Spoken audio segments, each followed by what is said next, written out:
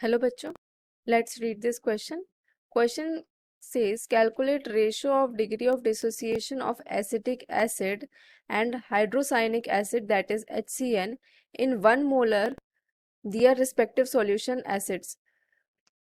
Ka of acetic acid is 1.8 into 10 raised to the power minus 5 and Ka of hydrocyanic acid is 6.2 into 10 raised to the power minus 10. तो यानी degree of dissociation यानी alpha का आपको ratio निकालना है for these two weak acids.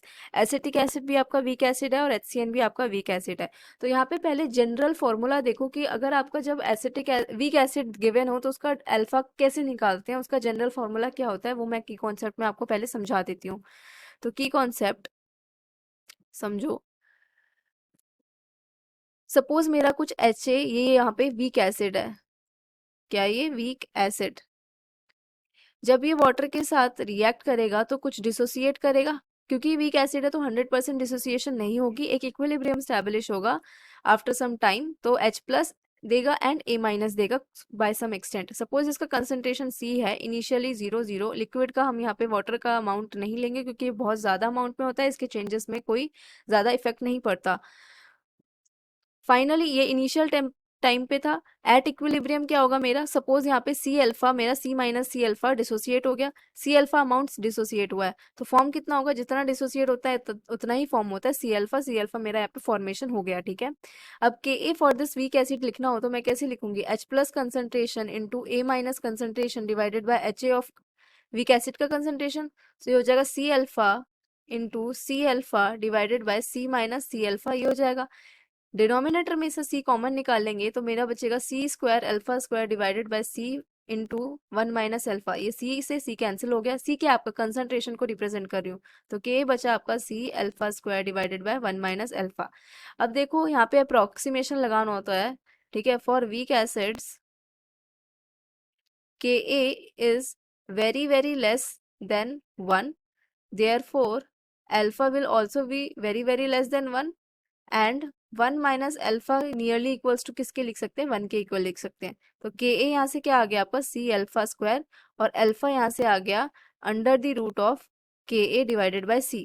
ये आपका general formula हुआ किसके लिए, फॉर वीक एसिड्स.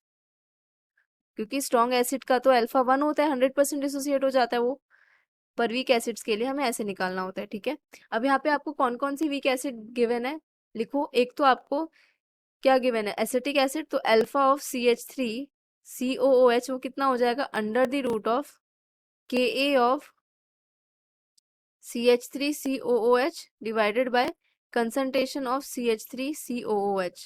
दूसरा alpha of HCN hydrocyanic acid कितना हो जाएगा आपका, Ka of hydrocyanic acid divided by concentration of hydrocyanic acid under the root. ठीक है.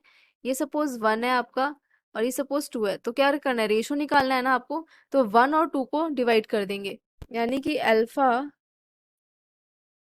यहाँ लिखते हैं alpha of CH3 COOH divided by alpha of HCN कितना हो जाएगा, under the root of Ka of CH3 COOH divided by concentration of CH3 COOH into concentration of HCN divided by Ka of HCN under the root.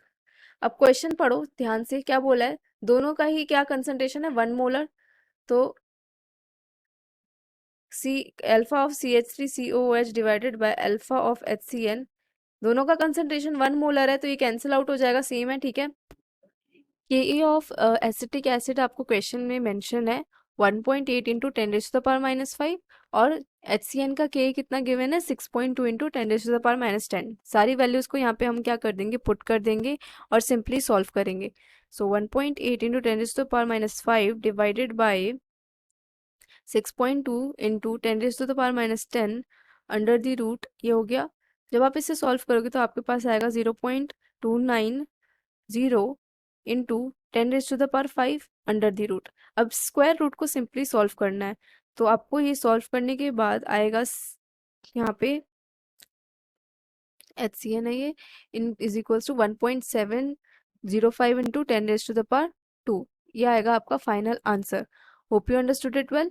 Best of luck.